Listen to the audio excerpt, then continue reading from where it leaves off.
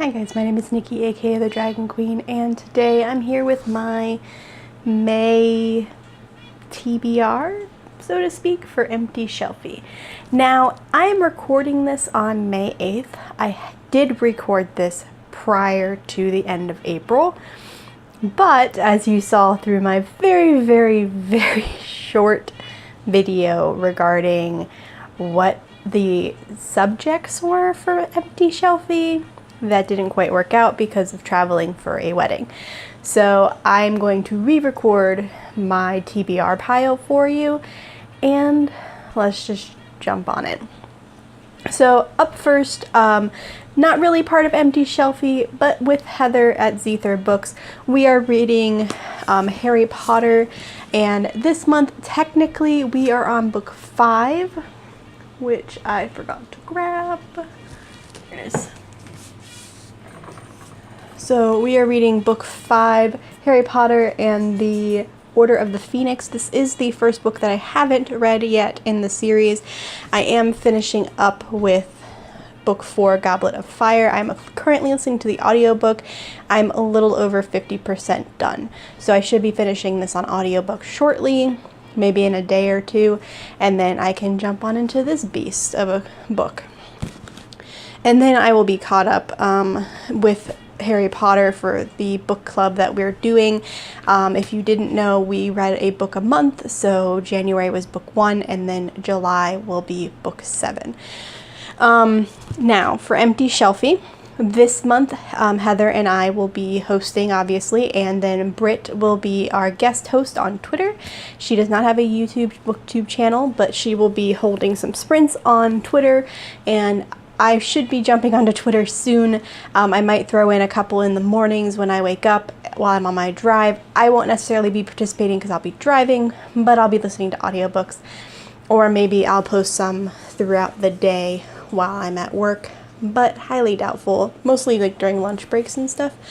But as I said in that previous video, the 3 categories. The first category that I chose was a book that is a TV adaptation related to a TV show, something along those lines, and I will be doing Darkly Dreaming Dexter by Jeff Lindsay. This is book 1 of the Dexter series. My best friend has been dying for me to read this series forever. Evidently, book 1 is the only book that is actually like related to the TV show, and I've only seen 1 episode of the TV show, so there's that. But it seems like something right up my alley. I love books about serial killers. I love anything like this. And this is also part of my 52 book challenge. I'm hoping that between this and the next 2 books, this will get me back into reading physical copies again, because I've literally only listened to audiobooks for the last month and a half. So I'm hoping this will get me back into it. The next category, which was selected by Heather at Zether Books, was paranormal, and I'm going to be reading Joe Hill's Heart-Shaped Box. Now, this was also part of my 52 book challenge, and this was a book that I was going to be borrowing from my friend for a author who is inspiring to me, I believe, or I'm impressed with. Joe Hill, if you don't know, is the son of Stephen King, and he has become rather popular without that knowledge, and that is astounding to me. Not only that, but he writes extremely well. The stories that he do, I have actually the books, the short stories that I've read by him, the graphic novels, I liked more than what I've read by Stephen King so far. Now, granted, I haven't read much by Stephen King, so that's kind of biased, but I do really enjoy what I've read of Joe Hill so far, so I'm excited to jump into this one and get a glimpse into an actual novel by him, because if it's anything like his graphic novel, I'm gonna be hooked immediately. So I'm very excited about this one. Now, the final category, which was selected by Britt, this is a book that features a video game or a game of some sort. An option that I immediately thought of when I heard that was Ready Player One. However, I already read that, so I'm going to be reading another book on my 52 book challenge, and that is Genius by Leopold Gout, and it's called Genius the Game. All I know about this book is it involves a bunch of people who are all considered geniuses, and they are competing in a game for some reason or another. I literally, as I've mentioned before, have picked it up because it's shiny, and it sounded interesting after I picked it up. So I'm finally going to get into this one. I bought it when it first came out, which was probably over a year ago, and I've yet to pick it up. Let's see, yep, 2016.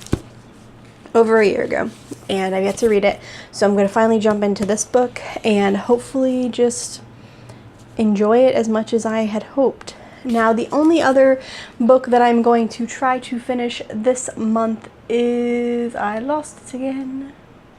Oh, it's in my purse. I'm going to try to finish the paperback book of Waistcoats and Weaponry by Gail Carriger. This has been open on my TBR for a while, and I just keep getting distracted by other books.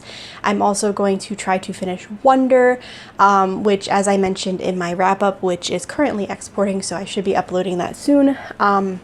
It should be uploaded before this video. I was listening to the audiobook, and the audiobook is okay, but I'm gonna hope that the actual hardcover book is better. Both of those are currently in my purse waiting to be cracked open and just read, but I've been listening to audiobooks throughout the day, so I will hopefully be getting back into that. Tuesdays I have free days, so I will try to listen to it tomorrow. I can also read in the car tomorrow because my husband will be driving me to work, so yay. And hopefully I can get a good sizable chunk done in one of those two books. I'll just have to find my reading light somewhere around here. So those are the books I will be reading for May, or at least attempting to, for Empty Shelfie, my book club with Heather at Zether Books, and for just overall catching up. Let me know down below what you're reading. Let me know if there's anything on this list that you've read and you loved. Obviously, Harry Potter is going to fall in a lot of your categories.